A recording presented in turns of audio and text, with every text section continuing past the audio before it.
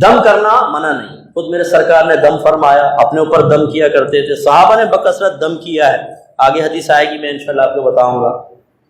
قرآن کی آیت پڑھ کر دم کرنا، ذکر الہی کر کے دم کرنا، اس میں کوئی حرج نہیں، بلکہ میرے آقا نے نظر کے بارے میں، صحابہ کہتے ہیں سرکار پہلے نظر اتارنے کے لیے مختلف چیزیں پڑھا کرتے تھے، لیکن جب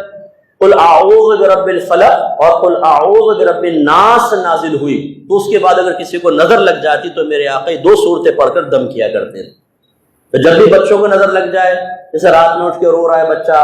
آپ ہر طرح دوا بھی پلا رہے ہیں، دودھ بھی پلا رہے ہیں، کھانا روئے جا رہا ہے، بعض اوقات نظر لگ جاتی ہے، یہ دو صورتیں پڑھ کے دم کریں انشاءاللہ بہت بہتر ہوگا۔ بیٹھے بیٹھے آپ کا سر بھاری ہو گیا، کام کرنے کو دل نہیں چاہ رہا، خواہ غصہ چڑھ رہا ہے اور آپ کا دل چاہ رہا ہے بس میں دنیا چھوڑ جاؤں یا کسی کا سر پھاڑ دوں، یہ پاکیزہ کیفیات بعض اوقات غالب آ جاتی ہیں انسان پر، ہو سکتا ہے نظر لگ گئی ہو، خود ہی پڑھ کر دونوں صورتیں اپنے اوپر دم کریں تو الحمدللہ یہ کیفیات ختم۔ مجھے کیفیت کبھی ہوتی ہے نا تو سر میں درد اور وومیٹنگ کسی کیفیت ہوتی ہے، یہ میری بڑی پرانی علامت ہے کہ نظر لگی ہوئی، نظر اتارے فوراً کیفیت ختم۔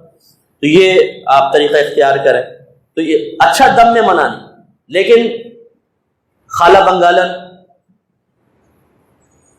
جنید بنگالی، ان لوگوں کے پاس اگر آپ جائیں گے تو یہ الٹی سیدھی چیزیں پڑھ کے پھونکیں گے، اور اچھا یہ نہیں کہ وہ چیزیں ہیں نہیں کتابوں میں لکھی، لیکن ان کے معنی یہ بھی نہیں جانتے، پتہ نہیں کیا غلیظ معنی ہیں، کیا گندے معنی ہیں۔ جیسے وہ پب جی گیم کے بارے میں آج کل ہے نا، وہ دو اور گیم ہے کہ جس میں بتوں سے پاور حاصل کی جاتی ہے، وہ دیوتاؤں سے پاور حاصل کرنے کا عقیدہ ان گیمز کے ذریعے ہمارے بچوں کے ذہن میں ٹھوسا جا رہا ہے کہ سامنے بیٹھ کر ان سے طلب امداد کرو، ان کے سامنے جھکو تو دیوتا آپ کو طاقت دے گا، پھر آپ اس گیم کے کئی لیول کراس کر سکتے ہیں، وہ شرک میں مبتلا کر رہے ہیں بچوں کو۔ تو یہ مطلب یہ کہ اس طرح کے سے شرکیہ کلمات اس کو سرکار منع فرما رہے ہیں، تو اس قسم کے کسی بھی کلمے سے دم نہیں کرنا چاہیے۔